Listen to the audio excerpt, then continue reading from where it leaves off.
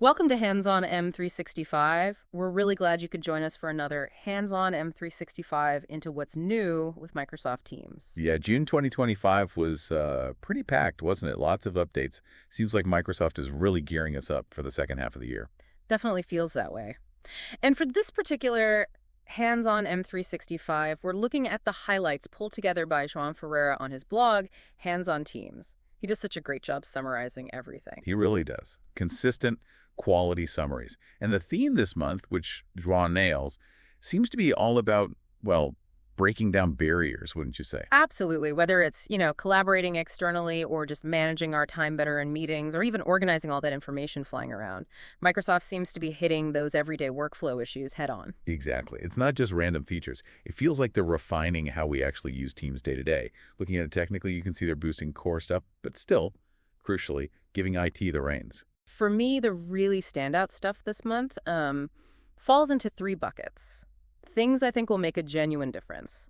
That external file sharing piece, some much-needed help with meeting time, and finally, better ways to handle messages. Yeah, those are definitely the big ones. Not just small tweaks, but actual solutions. Right. Okay, so let's unpack these. Where should we start? Let's kick things off with external file sharing. This feels like a big one. Rolling out in July 2025, you'll be able to attach files directly in external one-to-one and group chats. Okay, that sounds simple, but I think that's huge. Because, let's be honest, how many times have you been chatting with someone externally and needed to send a file? Oh, all the time. Yeah. And then it's like, okay, do I email it? Do I use my personal OneDrive? Do I have to find some other clunky workaround? Exactly. You end up jumping through hoops, maybe even using less secure methods, which IT probably isn't thrilled about, that whole shadow IT thing. Right. This update just streamlines all that. You're already in the chat, just attach the file. Yeah. Seamless. It makes collaboration much, much smoother. It really reduces that friction, doesn't it? And keeps things inside the Teams environment, which is better for everyone, users and IT included. And speaking of IT, it's important for admins listening to know this isn't just switched on automatically by Microsoft. You need to configure it. Ah, okay. So there's some control there. Yes, exactly.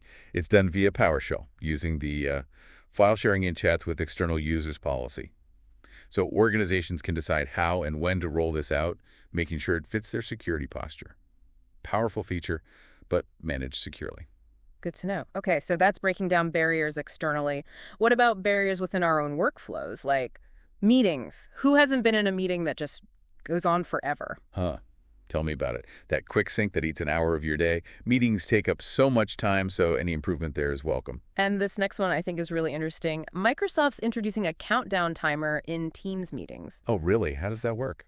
You can set it for up to 100 minutes. It gives you visual cues, audio alerts, changes color green, yellow, red as time winds down.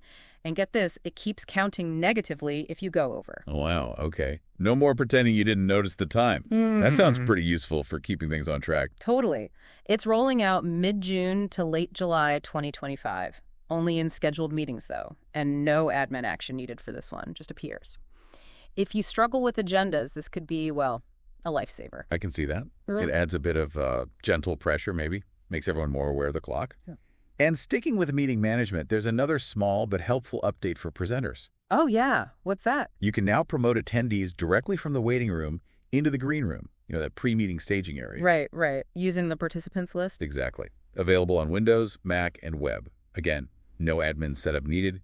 Great for larger events, webinars, or just getting key people settled before the main discussion kicks off. Adds a bit of polish. Definitely useful for those more formal or structured meetings. Now, thinking about meetings, accessibility and privacy are always key concerns. What's happening there? Good point. Microsoft is making some improvements. For live captions, they're now scrollable. Oh, that's handy. So you can catch up if you miss something without losing track of the current conversation. Precisely. And on the privacy side, copying those captions is now disabled by default. Helps protect sensitive info and supports compliance needs. Makes sense. Less chance of confidential stuff being accidentally pasted somewhere else. Exactly. And one more small thing.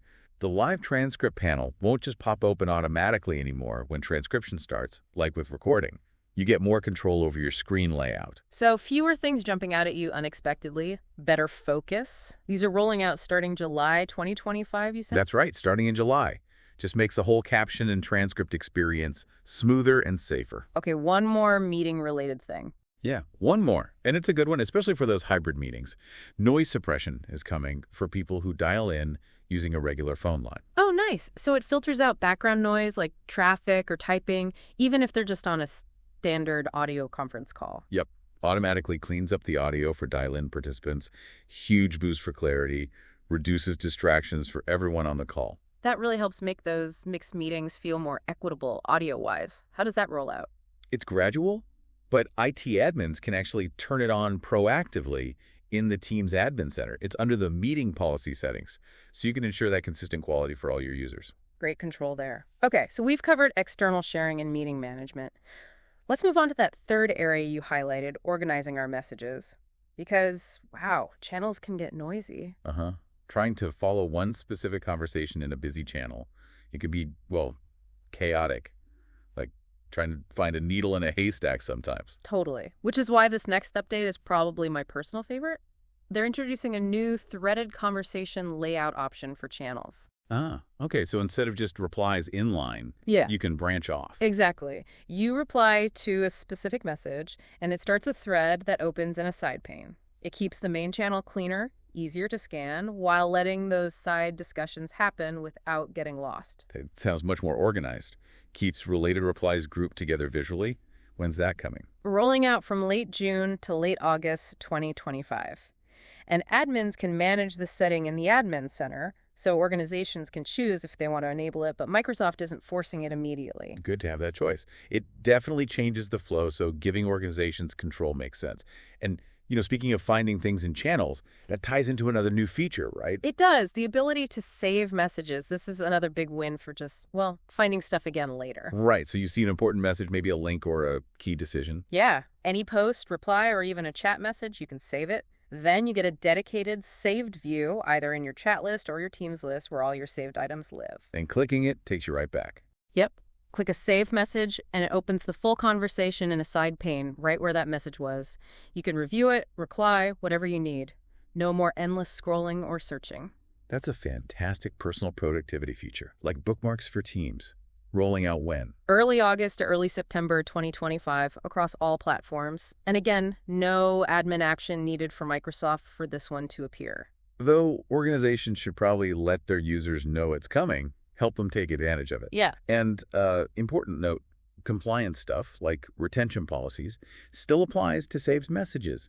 They aren't hidden from governance. Good point. Personal convenience, but still within the rules. Okay, so those were the big three I wanted to focus on, but June had a few other neat updates too, didn't it? It did.